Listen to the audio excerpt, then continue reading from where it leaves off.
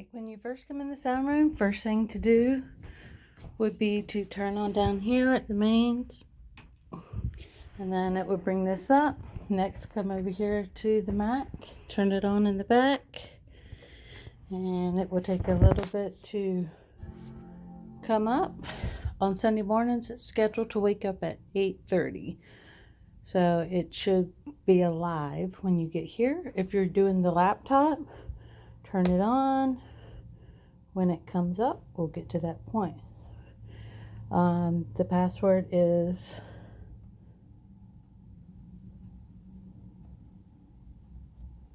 2831. Make sure the lock's on, and then wait for that to come up.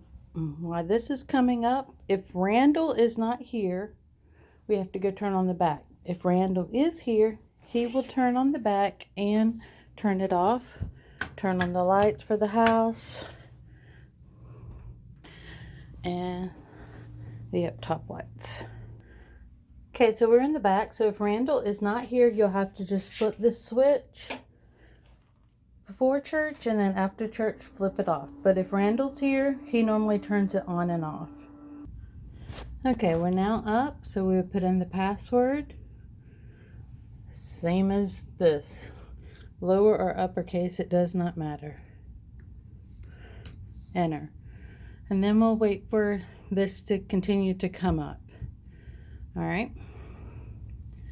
So while this is waiting, if you're doing the laptop, go ahead and open up the PowerPoint. And this is just for the confidence monitor in the back.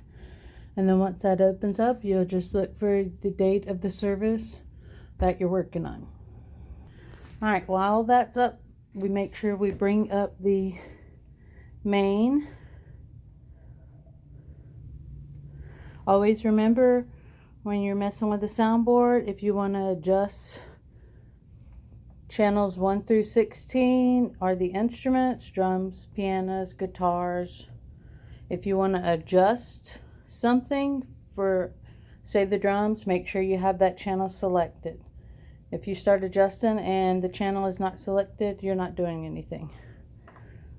The next button is for the mics. Mic 1, 2, 3. Again, if you want to adjust something, make sure mic 1 selected, or mic 2, or mic 3, or mic 4. The gain, make sure you have it selected if you want to mess with that. Low cut, threshold, gate, mids and highs, mode, main bus, bus sends, and also you have your routings over here. The monitors normally I think are on this sends.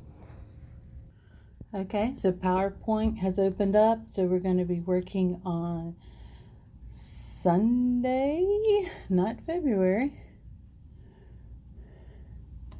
So we're going to be working on July 10th. So it comes up, you just double click. All right, while that is opening up, it'll open up in a second. This is now opened up. And so we always use the Pro Presenter up there in the corner. Double click on that, and then we wait for that to open up. All right, so while this is waiting on that, we'll go ahead and get this ready. And you'll just put it into the slideshow from beginning. You plug in this cord to the laptop, and that makes it mirror on the back screen TV right up here. So anything that's showing on this laptop is going to mirror up there in that TV. Sometimes you have to wiggle the cord to get it to show. All right, Pro Presenter is still coming up.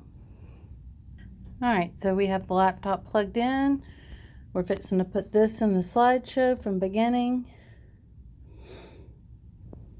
And then that's the look. You can advance forward with the arrow, or we have a little remote that we can plug in the fob here, and then we will be able to control it from up there.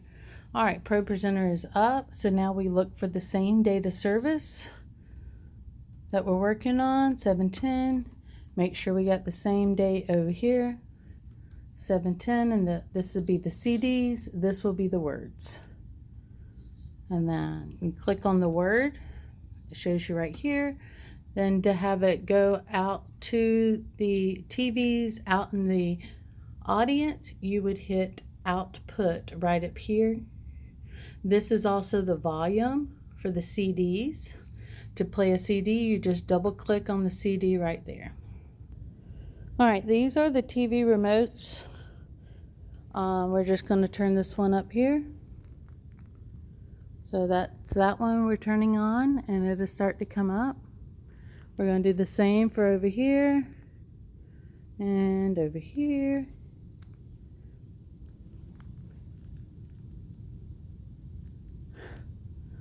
And they all don't want to work.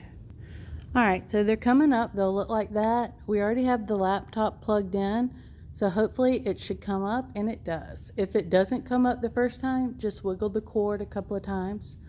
Now, these TVs up here are coming up, and I'll show you what we have to do to get those on the right screen. All right, when they come up like this or like this, you just take the remote, scroll down, the down arrow,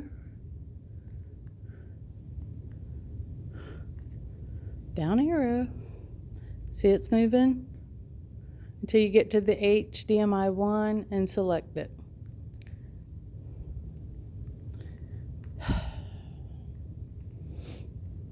Select. And the same over here.